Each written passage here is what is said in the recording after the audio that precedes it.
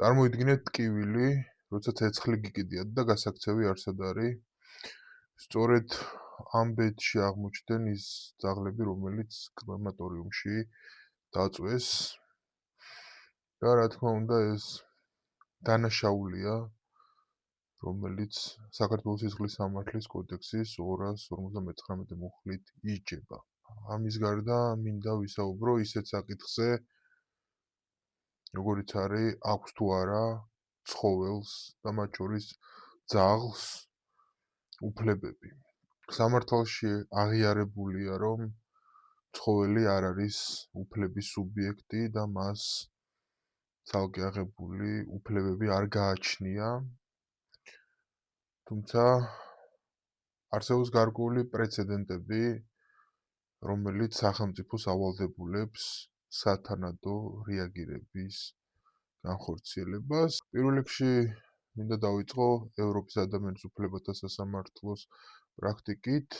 ჯორჯელ და ჯორჯეტა სტოიჩესკუს საქმე, რომელიც რუმინეთის წინააღმდეგ განიხილა სტრასბურგის სასამართლომ. საქმე ეხებოდა 79 წლის ქალბატონის შემთხვევას, როდესაც იგი მიუსაფარმა ძაღლებმა დაგლიჯეს, რის გამოც მას მძიმე ფიზიკური დაზიანებები მიადგა, მათ შორის იმით, რომ იგი ქუჩაში დაეცა.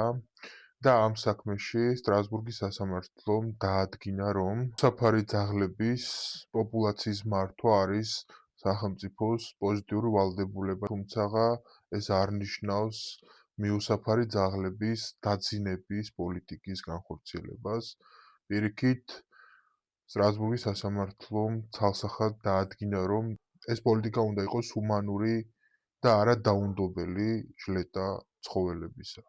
ასევე ვფიქრობ, საინტერესო არის ამ საკითხებზე საუბრისას ზოგადი მიდგომა მსოფლიოში ცხოველთა უფლებების აღიარების შესახებ. არსებობს გარკვეული პრეცედენტები, როდესაც ამ საკითხზე ფართოდ წარიმართა დისკუსია და ყველაზე ნათელი პრეცედენტი სპილო ჰეპის საქმე.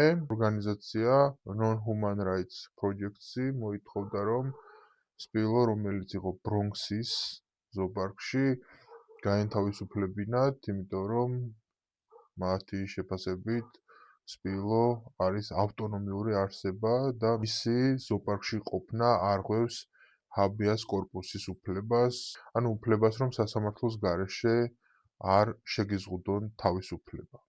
მართალია აღნიშნულ საქმესთან დაკავშირებით მოთხოვნა არ დაკმაყოფილდა, თუმცა სწორედ მსგავსი პროცესები ხსნის დისკუსიას იმ საკითხთან დაკავშირებით აქვს და უნდა კონდეს თუ არა ცხოველს მეტნაკლებად მსგავსი უფლებები, როგორც ადამიანს გააჩნია. რა თქმა უნდა, ცხოველის სამართალ სუბიექტურობა საკმაოდ რთული ფენომენია, თუმცა სამართლის და სხვა ტექნოლოგიების ევოლუციური პროგრესი შესაძლებელს ხდის, რომ მსგავსი უფლებები მომავალში იყოს აღიარებული და დაცული.